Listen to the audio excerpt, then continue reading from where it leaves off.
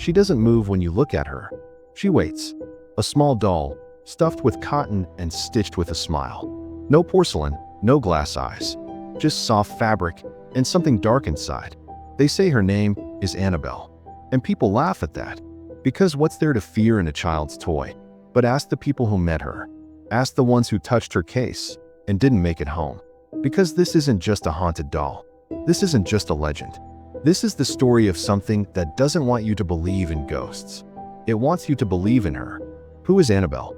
Where did she come from? And what happens when you try to forget her? Let's begin.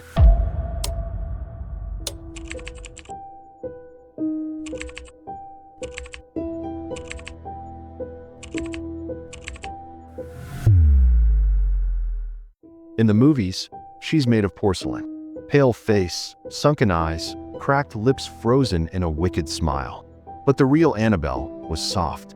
She looked like a toy you'd find in a forgotten thrift store. A handmade Raggedy Ann doll, red yarn hair, button eyes, stitched grin, and a body filled with cotton. About 3 feet tall. Nothing unusual, at least at first glance.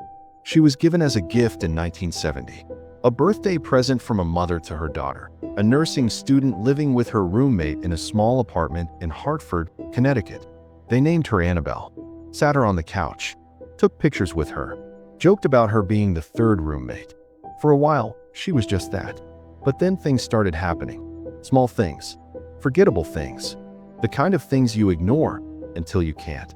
They'd leave Annabelle on the bed, come home, and find her on the floor, then the couch, then the hallway.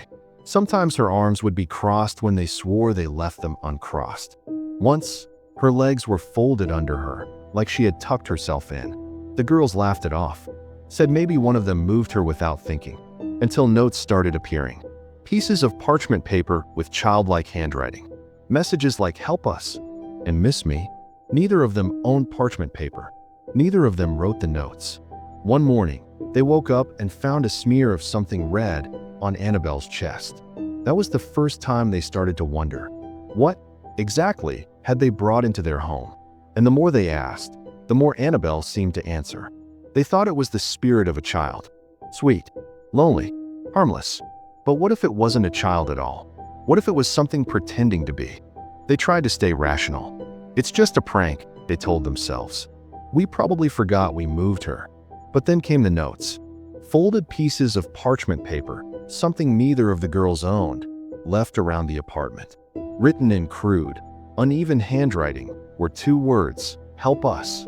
The messages started showing up more often, always when no one else had been home. Then, one day, a single drop of something dark appeared on Annabelle's cloth chest. Red, thick, and warm. They checked everywhere. No leaking pipes. No blood from a nosebleed or cut. It was just there. That's when they decided to bring in a medium. She sat down with Annabelle, closed her eyes, and said she felt the presence of a young girl, a spirit named Annabelle Higgins. The medium claimed that Annabelle had died nearby, that she was lost, lonely, and drawn to kindness, and that she wanted to stay. The girls felt sympathy. They believed they were helping a frightened child. So they gave Annabelle permission to remain, to live with them, to share their home. They opened the door, and whatever was behind it stepped through. Because almost immediately after that, everything changed. The notes stopped, but the dreams began. And what came next would leave one man bleeding, and the rest terrified to ever enter that room again. It started with the knocking. 3 soft raps at the bedroom door. Always at 3 a.m. Always when no one else was awake. Always when Annabelle was nearby. Then came the footsteps. Soft padding, like a child's bare feet walking across the hardwood floor. Back and forth, back and forth. When they'd get up to check, nothing. Just the doll, sitting exactly where they left her. But the air in the room? Always ice cold. Then came Lou. Lou was the fiancé of one of the girls, skeptical, blunt, and completely sure the whole thing was a joke. He didn't like the doll. Said it gave him a bad feeling. Said it needed to go. One night, Lou woke up from a nightmare, chest pounding, drenched in sweat.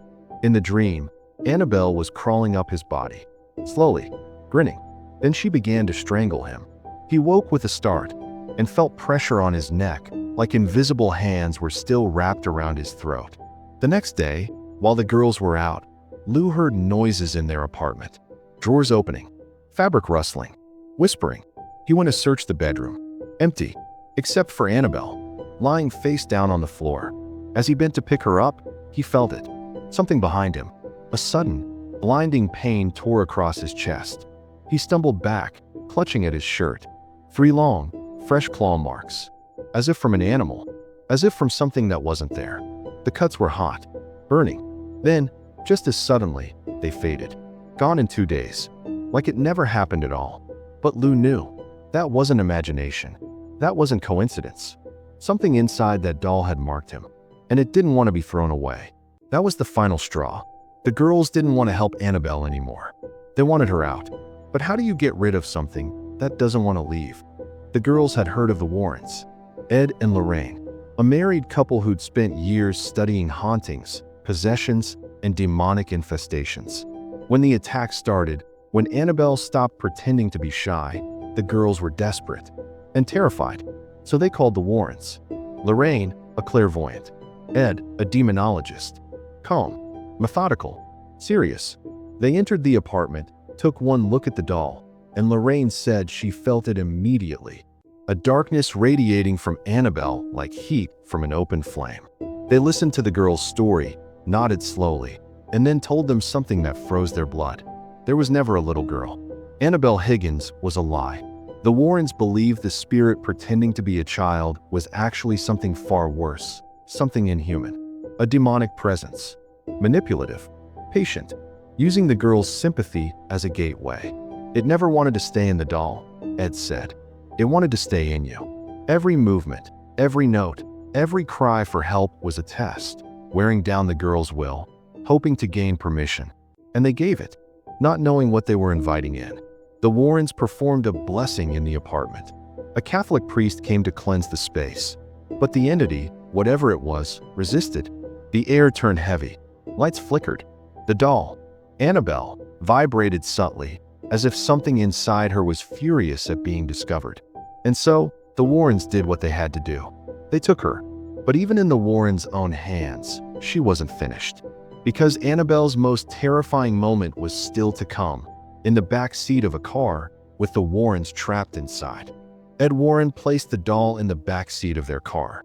Lorraine wouldn't even look at it. He didn't strap her in. He didn't want to touch her more than he had to.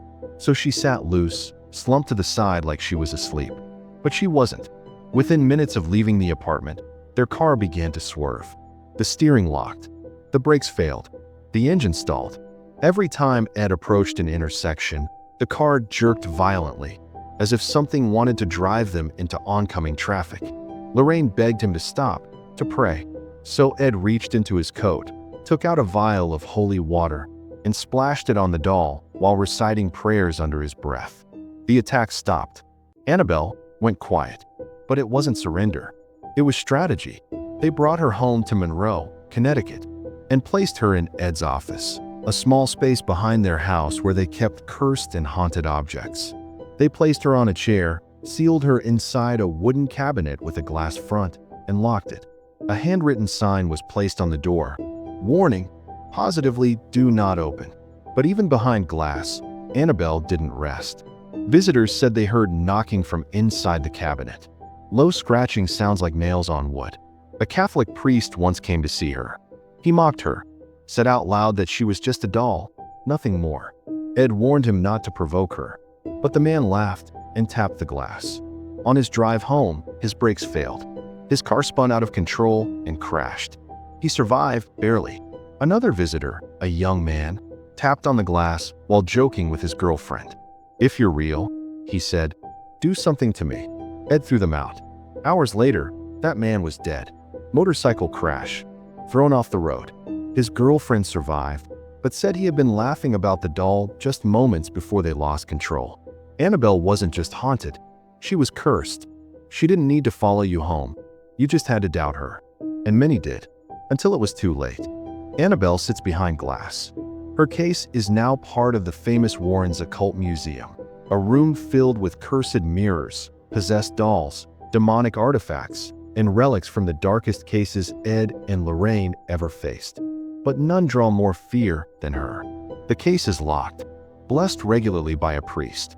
People are told, over and over, do not touch the glass. Do not even joke about it. And yet, they do. Over the years, museum staff have reported strange activity when Annabelle is disturbed. Cold drafts, lights flickering, the feeling of being watched from inside the cabinet.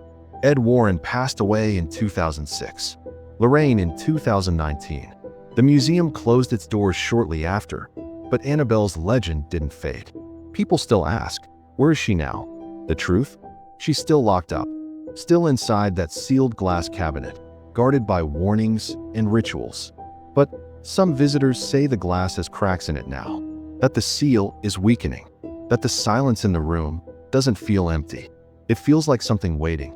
In 2020, rumors spread online that Annabelle had escaped, that the case was found empty. The story went viral. It was later dismissed as a hoax, but some claim the rumors started inside the museum itself, from staff who refused to go back in. The question isn't, where is she anymore? It's, is she still contained? Or worse, has she already found a new home? The scariest part of Annabelle's story isn't that she's real. It's that she's patient. You don't have to believe in her. You don't have to visit the museum. You don't even need to own a doll. All you have to do is listen to her story. And now that you have, maybe she's listening to you.